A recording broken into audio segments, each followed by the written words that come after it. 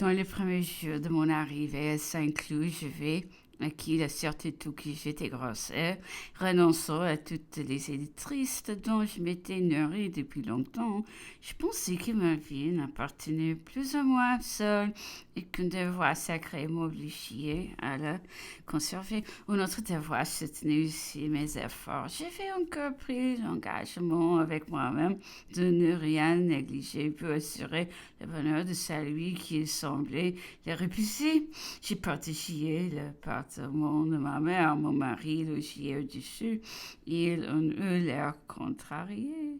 Je me décidai à descendre près de lui. Il s'ennuya de séjour de Saint-Cloud et voulut aller à Paris. Puis l'y suivre, j'ai quitté ma mère et mon fils et j'ai surmonté le douleur de mes retrouver au lieu même où tout me parlait de la perte que j'avais faite.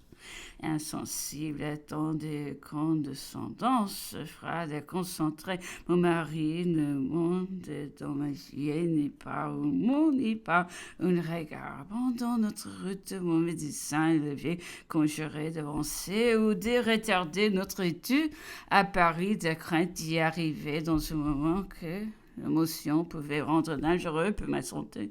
Rien n'avait changé ses projets. La voiture qui nous menait tous les jours à Paris, à Saint-Cloud, où nous allions dîner pris dans les écuries de l'empereur était extrêmement dur. J'en fus un jus incommodé au point de redouter une fausse couche.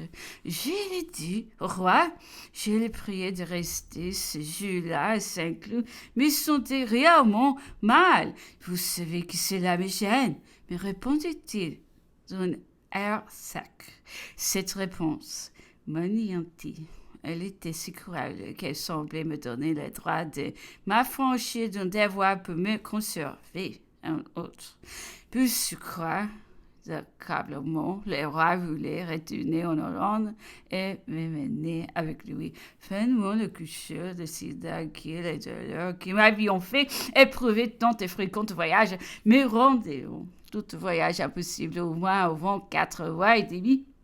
Mon mari, comme s'il n'eût pas compris ses raisons, me disait que je savais mieux que mon accoucheur ce qui me convenait, que dans 15 jours, je serais rétablie. Et il ne cessa de me répéter jusqu'au moment de son départ. Je vous attends dans 15 jours. Comment expliquer si peu d'humanité pour sa femme quand il n'en était pas dépourvu peu d'autres? Dans notre dernier voyage, ne l'avais-je pas vu s'intéresser au fils d'un pauvre paysan? Lui envoyait son destin retardé, même son départ peu si curieux, un inconnu. Avant notre mariage, ne s'était-il pas privé souvent de son cabriolet pour le prêter à un jeune enfant malade? J'étais donc le seul à qui les mauvais procédés fussent réservés. Cela s'appelait pourtant le mot. Si ce mot m'a-t-il toujours causé l'effroi. Même de Broc, Madame de Broc, me quitta pour aller près de son mari qui la désirait vivement. Tous ces sentiments lui faisaient souhaiter aussi mon retour en Hollande, mais plus elle m'avait engagé à un recommandement avec le roi, plus elle était convaincue que tout espoir de bonheur était perdu. Comme elle m'aimait pour moi, elle ne voyait plus, après avoir tenté l'impossible, l'utilité d'un nouveau sacrifice. Aussi me supplia-t-elle de rester à Paris et de faire mes couches. Je ne vous cacherai rien, me dit-elle.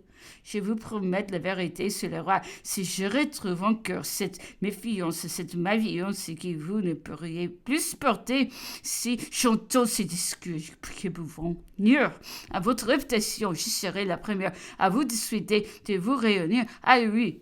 Votre vie est nécessaire à vos enfants, à vos amis, et ceux qui vous approcheront seront au moins vous juger. Ma chère Adèle, lui dis-je, telle à que la fin de mes mots, je sens à présent que je me dois à notre époux lui donner la vie, il faut soigner la mienne. Je le survis à mes couches, ce que je ne crois pas tout me reverra en Hollande. Je m'intéresse trop peu à moi pour voir le caractère qu'exigerait Oh, de telles circonstances, mon sort est fixe là. Je retournerai, quoi qu'il puisse arriver. Le départ d'Ada m'attrista. J'y avais néanmoins consenti. Elle allait être heureuse près de son excellent mari.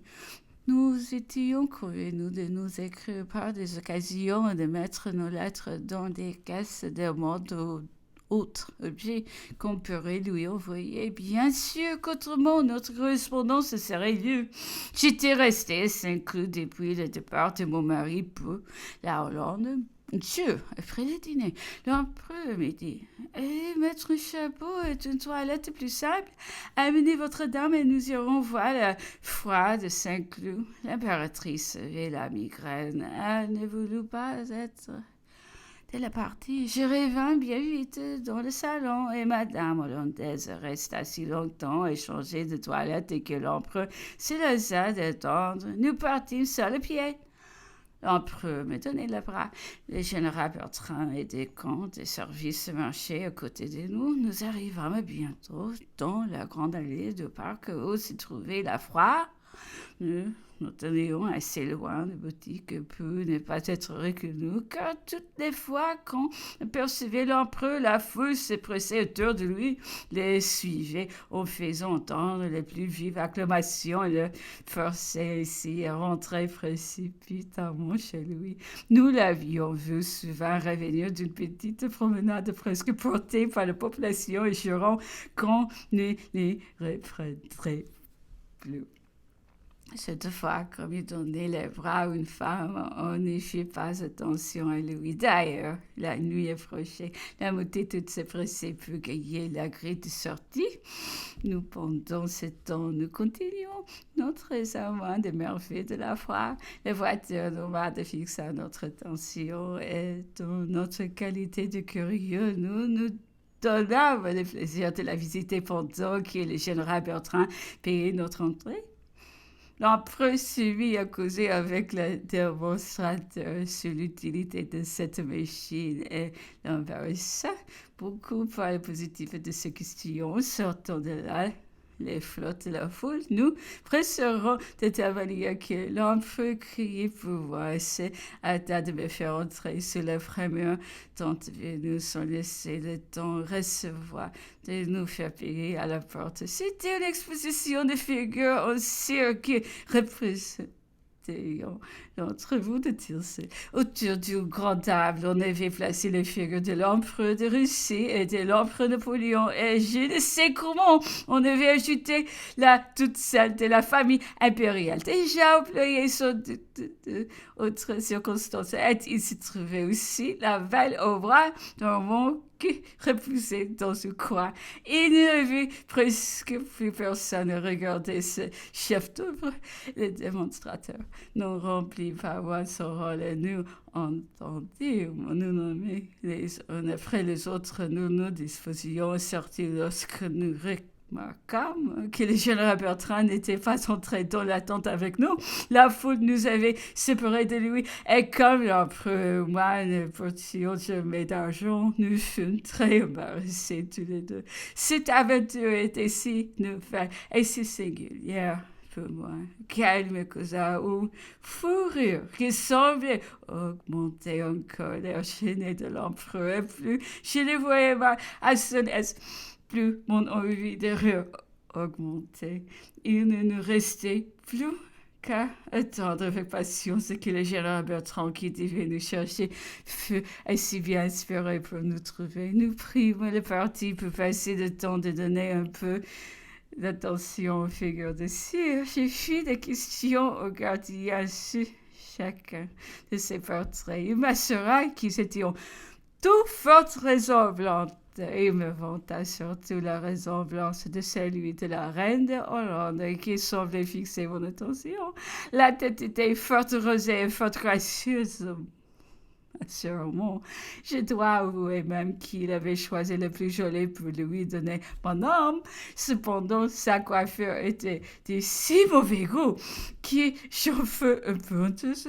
Je m'attendais au conseiller au gardien de replacer un peu plus haute une rang de perles qui lui tombait sur les yeux et qui lui donnait un air fort peu distingué. En effet, il s'est mis à coiffé sous ma direction est avec tant de gravité que l'empereur ne peut tenir son sérieux en voyant ce qui est appelé une coquetterie féminine de ma part. Notre rire, quand il y a jusqu'au gardien, il était temps cependant d'en finir car l'empereur commençait à éprouver un peu de impatience. Si le général Bertrand n'arrivait pas, il était évident que nous allions être forcés de nous nommer pour sortir d'embarras. Avant d'en arriver là, j'essayais de me placer à la porte pour que le général puisse me découvrir de loin, car je curais, moi, que l'empereur la chance d'être reconnu par le public.